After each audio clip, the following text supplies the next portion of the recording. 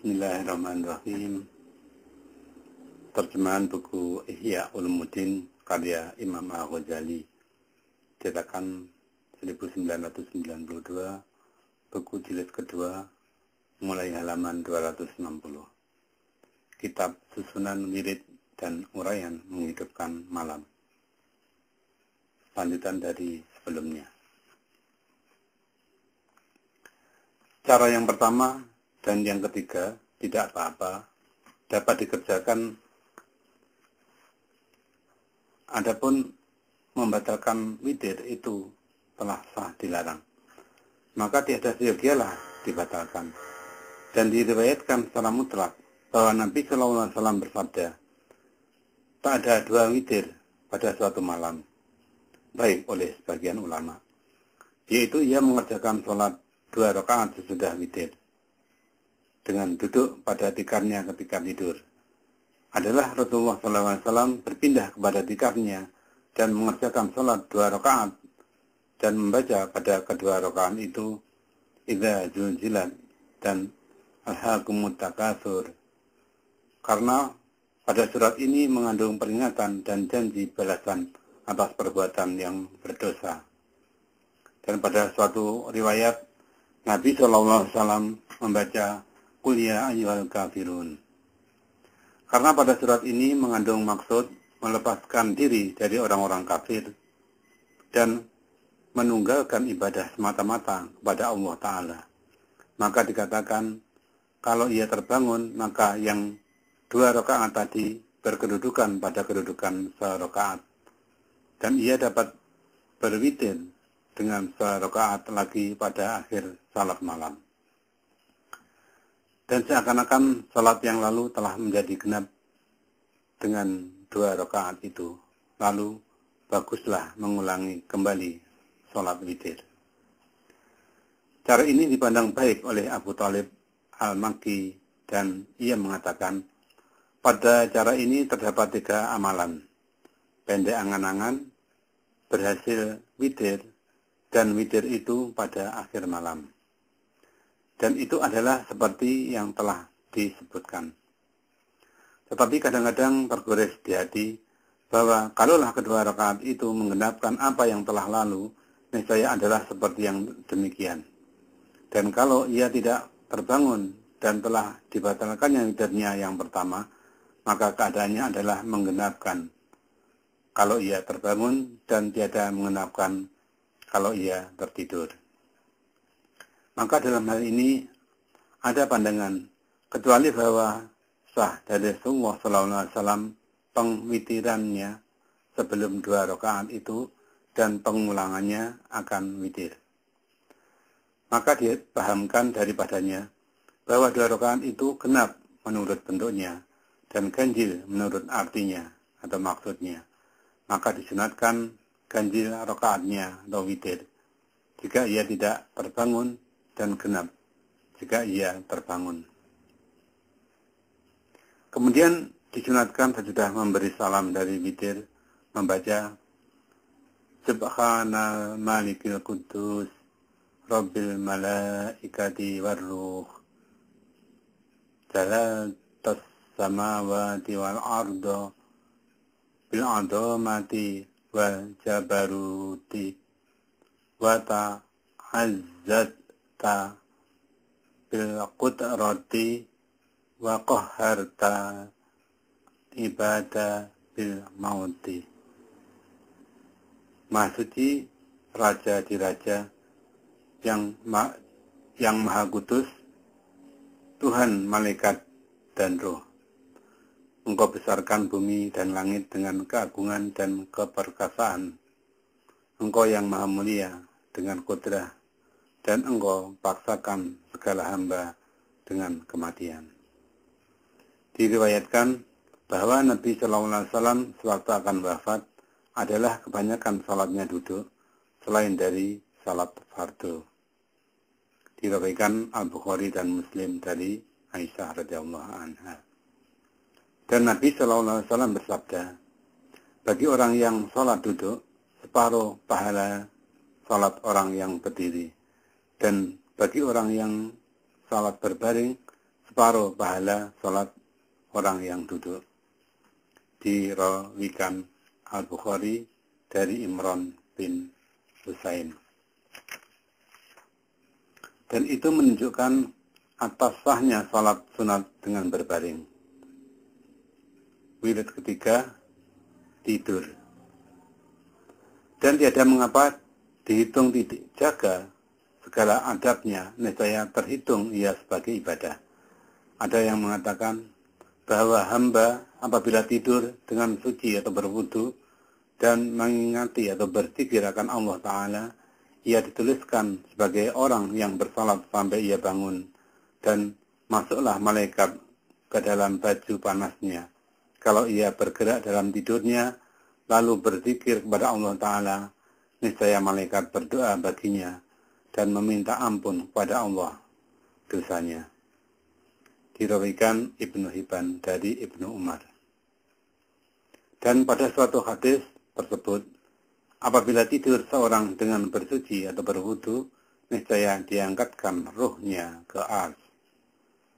Ini mengenai orang awam, maka betapa lagi dengan orang-orang tertentu atau al-hawas, para ulama dan orang-orang yang berhati bersih.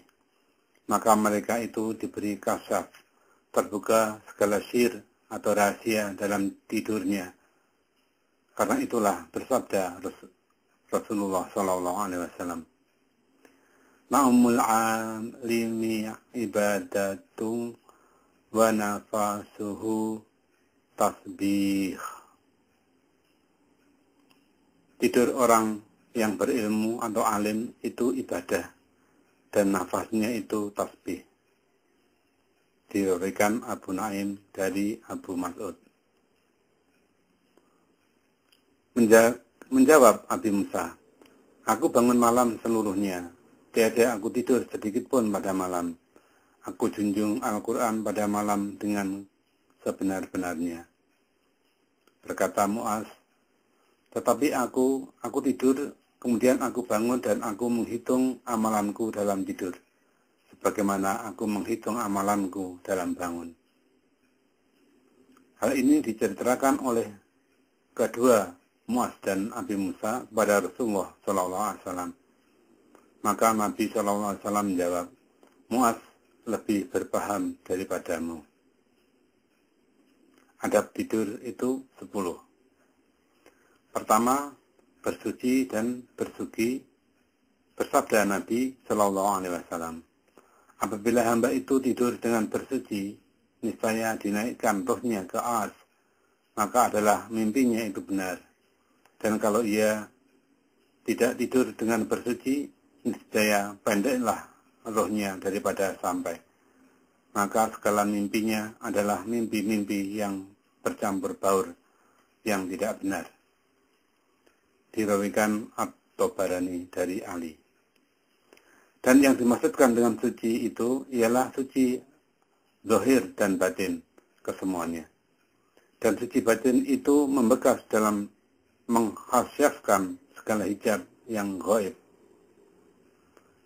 Kedua, menyediakan pada sisi kepalanya suci dan air yang suci mensucikan, dan berniat bangun beribadah ketika terbangun. Dan tiap kali ia terbangun, terus bersuci. Begitulah dikerjakan oleh sebagian salaf. Diriwayatkan dari Rasulullah SAW bahwa Nabi SAW bersuci pada tiap-tiap malam beberapa kali, ketika tiap-tiap tidur dan ketika terbangun daripadanya. Dan kalau tidak mudah baginya bersuci atau berwudu, niscaya disunatkan menyapu anggota badannya dengan air. Kalau tidak ada air, maka hendaklah duduk dan menghadapkan kiblat dan berzikir, mendoa dan bertafakur tentang segala nikmat Allah Ta'ala dan kudrahnya. Dan itu sama halnya dengan bangun malam beribadah. Bersabda Nabi SAW, barang siapa mendatangi tempat tidurnya dan berniat bangun untuk mengerjakan sholat di malam hari, lalu tidak terbangun sampai subuh, niscaya dituliskan baginya apa yang diniatkannya. Dan tidurnya itu adalah sedekah kepadanya daripada Allah Ta'ala. dirawikan An-Nasa'i dan Ibnu Majah dari Abi Darda. Ketiga, bahwa tidaklah bermalam atau tidur orang yang mempunyai wasiat sebelum wasiatnya itu tertulis, terletak di sisi kepalanya. Karena ia tidak aman, jiwanya diambil dalam tidur. Sesungguhnya orang yang mati tanpa meninggalkan wasiat, niscaya tidak diizinkan berkata-kata di alam barzah sampai kepada hari kiamat. Ia dikunjungi oleh orang-orang yang mati dan bercakap-cakap, sedang ia tidak dapat berkata-kata. Berkata sebagian dari orang-orang yang mati itu selamanya. Orang yang patut dikasihani ini meninggal tanpa berwasiat. Dari itu, disunatkan meninggalkan wasiat karena dikhawatiri mati dengan tiba-tiba.